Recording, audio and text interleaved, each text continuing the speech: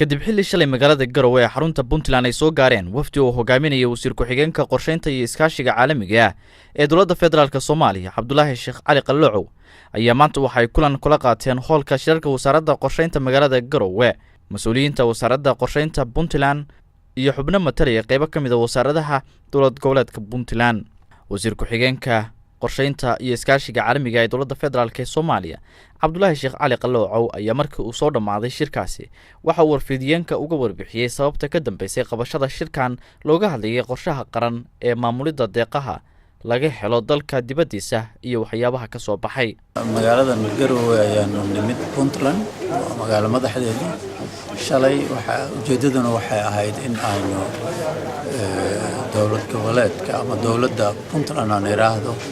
aynu keenno xafiiska cusub ee la doonayo in la furo oo ah xafiiska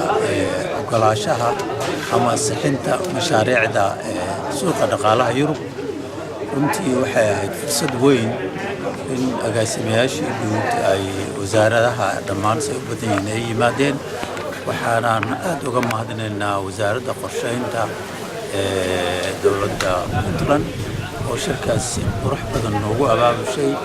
halkaas waxaa ka dhacay dood fara badan faham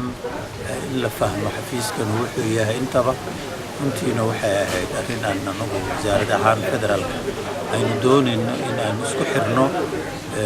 dowladda federaalka dhexe iyo dowlad goboleedyada weliba gaar ahaan anagu wasaaradda qorsheynta iskaashiga caalamiga dowladda federaalka inay si gaara ugu xiranto ay isku xirmaan wasaaradaha qorsheynta dowlad goboleedyada runtii aad baana loo soo dhaweeyey in wasiir ilaa shaqaalaha ninka ugu darajo hooseeya runtii waxay noo ahayd farxad weyn halkaas waxaa ka abuurmay isbarasho badan waxaa ka abuurmay isfaham badan halkaas waxaa ka abuurmay wada shaqayn badan inkastoo dee dood ay ahayd dood adag wasaarado badan oona ka warhayn qorshaha waajibaadka ay leeyihiin iyo culayska saaran runtii labada wasaaradood aan iraahdo wasaaradaha qorsheynta meel ay joogaanba waa isku sii wasaaraduhu ma aha wasaarada fuliya mashaariic wasaarada maamula lacag wasaarada mashaariic gacanta ku haya ma aha faham darro noocaas ah ayaa iska jiro aanu doonayno inaanu ka dhaadhicinno marka runtii si fiican aan isku afgarannay dood adagna waana dhex martay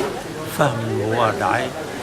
ugu dambeyntii waxaan rabaa inaan si gaara ugu mahadceliyo wasiirka wasiir dowlaha wasiir ku-xigeenka agaasimaha guud iyo dhammaan shaqaalaha wasaaradda qorsheynta ee dowladda Puntland oo si qurux badan soo dhaweyn iyo abaabul u galay inay mashruuca waa mahadsantahay shirkani looga hadlay qorshaha qaran ee maamulidda deeqaha laga helo dalka dibadiisa ayaa noqonaya markii ugu horeysay ee lagu qabto magaalada Garowe ee xarunta Puntland. Cabdi Fataax Cabdullaahi Kalson TV Garowe.